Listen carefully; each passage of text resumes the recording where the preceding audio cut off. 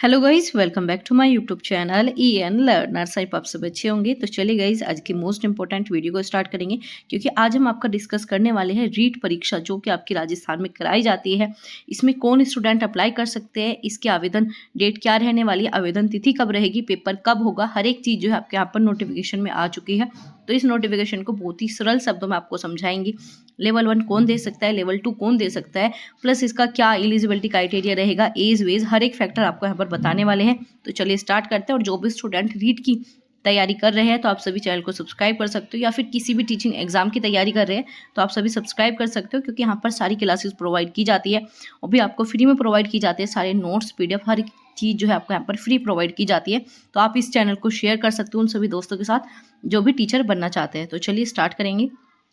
तो अगर हम बात करें राजस्थान अध्यापक पात्रता परीक्षा 2024, जिसे आप रीट 2024 के नाम से जानते हो, तो इसमें आपके दो पेपर कराए जाते हैं, लेवल 1 और आपका लेवल 2। तो इसमें अगर हम बात करें क्या इसका कार्यक्रम रहने वाला है, कौन स्टूडेंट अप्लाई कर सकते हैं, क्या सारी चीज़ें, चलिए स्टार्ट करते हैं। तो सबसे पहले यहाँ पर है आपके आवेदन पत्र भरने की दिनांक।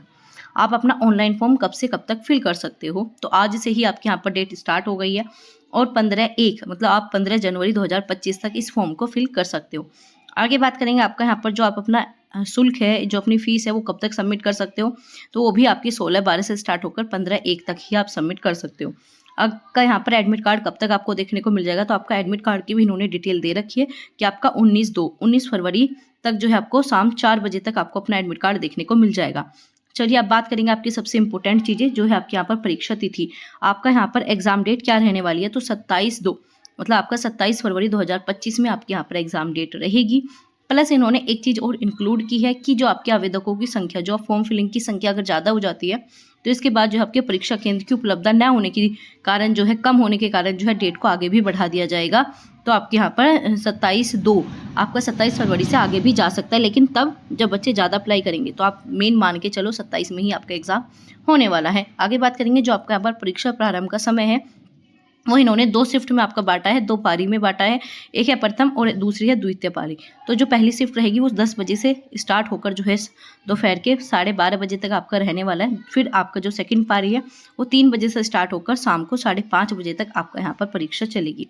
तो इन्होंने बताया जो अभ्यर्थी को है ना 2 घंटे पहले जो है परीक्षा पूर्व केंद्र पर पहुँचना है। तो ये सब आप अपने एडमिट कार्ड में चेक कर लेना, ये आपको बाद में पता लग जाएगा। चलिए अब बात करेंगे आपके यहाँ पर कि जो आपके यहाँ पर लेवल 1 और लेवल 2 की जो है पारी की सूचनाओं की अलग अलग विभक्ति के माध्यम से जारी की गई है।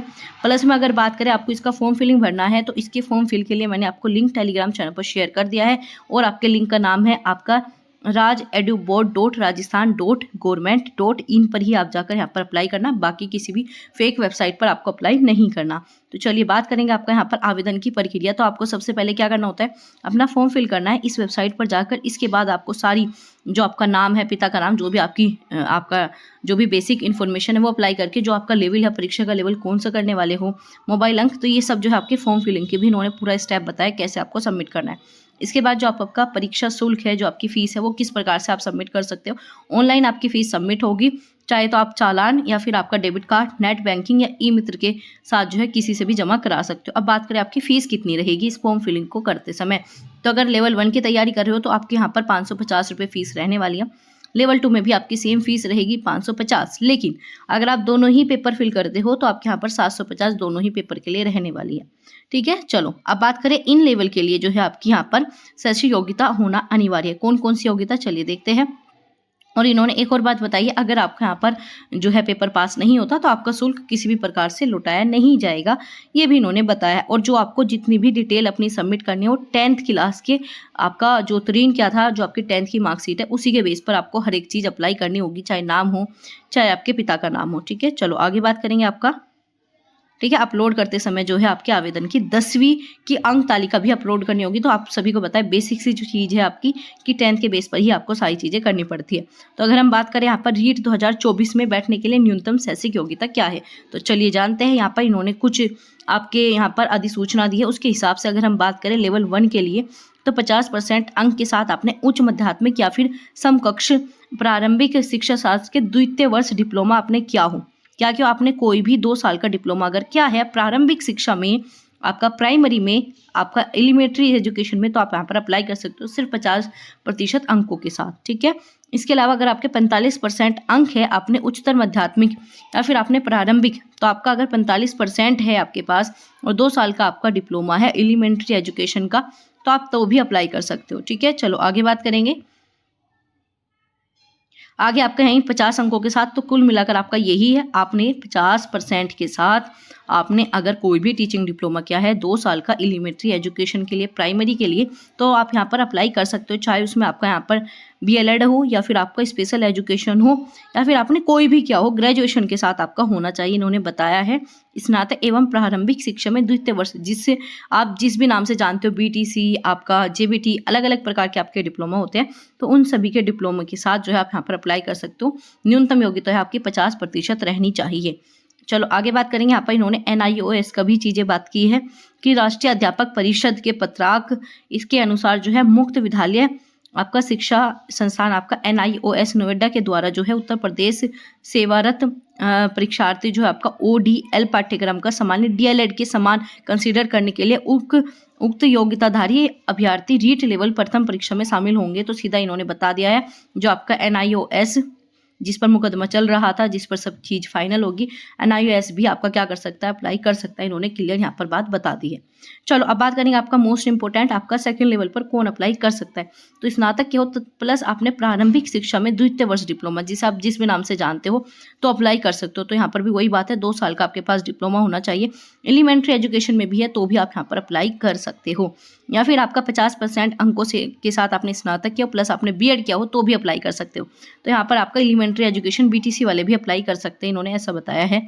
आगे बात करेंगे 45% अंकों के साथ आपने स्नातक किया शिक्षा शास्त्र में 1 वर्ष है, आपने BEd किया, 1 वर्ष BEd भी यहाँ पर आपकी मानी जाएगी, तो 1 वर्ष वाली BEd है तो भी अप्लाई कर सकते हो। या फिर आपने 50% के साथ आपने उच्च माध्यमिक, आपने सीनियर सेकेंड में अगर आपने 4 वर्ष का कोई कोर्स किया है जिसमें आपका स्नातक भी है प्लस आपका BLED भी है, तो भी आप यहाँ पर अप्लाई कर सकते हो। आगे बात करेंगे, वही सब चीज़ें हैं कि आपने अगर यहाँ पर BEd प्लस आपका यहाँ पर 50% अंकों के साथ अपनी ग्रेजुएशन कंप्लीट किया तो अप्लाई कर सकते हो। इसमें विशिष्ट आपका BTC या फिर आप कह सकते हो BEd, दोनों की ही मान्यता दी गई है। ऐसे आपका यहाँ पर सारी चीज़ें इन्होंने बताई। आगे बात करेंगे आपका, ठीक है, ये आपका यहाँ पर पूरा सिलेबस है जो कि हम आपको अलग एक वीडियो में प्रोवाइड करा देंगे, ठीक है। मैं वीडियो प्रोवाइड करा दूंगी आपको क्या क्या पढ़ना होता है। तो इसका सिलेबस बिल्कुल आपने जो CTET की क्लासेस देखी है मेरी, सेम वैसा ही आपका यहाँ पर सिलेबस है। सिलेबस में कोई भी हेरफेर नहीं है, बस जो आपकी लैंग्वेज है उसमें इन्होंने ज़्यादा चॉइस दे दी है कि आप कोई भी लैंग्वेज अप्लाई कर सकते हो, हिंदी, अंग्रेजी, उर्दू। आपके यहाँ पर ये चीज़ें CTET में भी थी लेकिन इसमें कुछ ज़्यादा है, तो आपके अकॉर्डिंग सेम ही है आपका सिलेबस रहेगा, बिल्कुल CTET वाला आपका सिलेबस है। तो जिन भी स्टूडेंट ने मेरे साथ CTET की तैयारी की है तो आप इस पेपर को आराम से कर सकते हो। आगे बात करेंगे यहाँ पर प्रश्नों का स्तर तथा प्रकृति क्या रहने वाले, किस प्रकार की चीज़ें देखने को मिलेगी। तो बाल एवं शिक्षण विद्या में जो है आपका प्रश्न पत्र में 6 से 11 वर्ष तक की आयु के वही आपका बाल विकास के बारे में पूछा है, तो वो आएगा। आपका जो भाषा 1 में है वो आपको आवेदन फिल करते समय जो भी आपने भाषा भरी है उसी के अनुसार आपको पेपर देना होगा। ऐसे आपका भाषा 2 गणित में जो आपकी बेसिक सी वही सब चीज़ें पूछी जाएगी और बहुविकल्प पे जो है आपके क्वेश्चन होंगे। तो टोटल जो है आपके यहाँ पर 30 क्वेश्चन देखने को मिलेंगे और हर एक क्वेश्चन का जो है आपको एक नंबर मिलने वाला है। आगे बात करेंगे आपका यहाँ पर लेवल 2 के लिए सेम चीज़ें रहेगी, लेकिन आपका यहाँ पर वही है साइंस और आपका SST आ जाएगा, मैथ और साइंस, ये आपका 60 नंबर का रहेगा। तो वही है, इसमें पेडागोजी भी आती है और इसमें आपका कंटेंट भी आता है, तो सेम वही है जैसा आपका CTET में था, लेकिन इसका थोड़ा सा लेवल हल्का सा टफ हो जाता है। ये आपका स्टेट के अकॉर्डिंग थोड़ी सी चीज़ें आपका कन्फ्यूजिंग बना देते हैं, तो इसके लिए हम जो है प्रैक्टिस करेंगे। PYQ और क्लासेस बहुत अच्छे से करने वाले हैं, तो जो भी स्टूडेंट चाहता है इस बार जो है रीड को क्लियर करना, तो आप सभी सब्सक्राइब कर सकते हो और यहाँ पर हर एक चीज़ आपको फ्री प्रोवाइड की जाएगी। मैं अगेन आपको बता देती हूँ, तो ये आपका सेम वही सब चीज़ें रहने वाली है कि आपका 11 से 14 वर्ष के मतलब बाल विकास के बारे में चीज़ें पूछी जाएगी। तो जो क्लासेस मैंने आपको करा रखी है वो भी बहुत ही ज़्यादा हेल्पफुल रहने वाली है, तो आप जाकर वो क्लासेस से भी अपनी तैयारी कंप्लीट कर सकते हो। आगे बात करेंगे जो आपका यहाँ पर पेपर प्रश्न पत्र की वही अवस्था जिस प्रकार का होता है कि आपका इसमें बुकलेट नंबर मिलेगा, मल्टीपल चॉइस क्वेश्चन है, आपको 4 ऑप्शन में से एक भरना है, OMR पर आपका पेपर होगा, याद रखना OMR पर ही पेपर होगा। तो जो आपने CTET में किया है लगभग वैसे ही पैटर्न आपका इसमें भी है, ठीक है। इसमें भी कुछ आपका अलग नहीं है, यहाँ पर महत्वपूर्ण सूचना कुछ इन्होंने दे रखी है जो कि आपको इतनी ज़्यादा इंपॉर्टेंट नहीं है। चलो आगे बात करेंगे यहाँ पर आपका पूछा है न्यूनतम पात्रता अंक को निर्धारित करने के लिए। तो इसके बाद जो है आपका यहाँ पर एक अलग से परीक्षा कराई जाएगी, उसके बेस पर आपको सीधा जो है टीचर बना दिया जाएगा।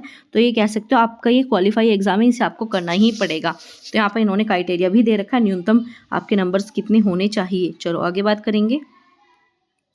यहाँ पर जो है आपके अन्य चीज़ें इन्होंने बताई हुई है और ये आपका पूरा कंप्लीट नोटिस इनके द्वारा शेयर किया जा चुका है। तो आप इसे आराम से देख सकते हो। इसकी पूरी पीडीएफ मैंने आपको टेलीग्राम चैनल पर शेयर कर दी है और जो भी इंपॉर्टेंट चीज़ें थी, जो भी इंपॉर्टेंट आपका मापदंड था, वो सभी मैंने आपके साथ शेयर कर दिया।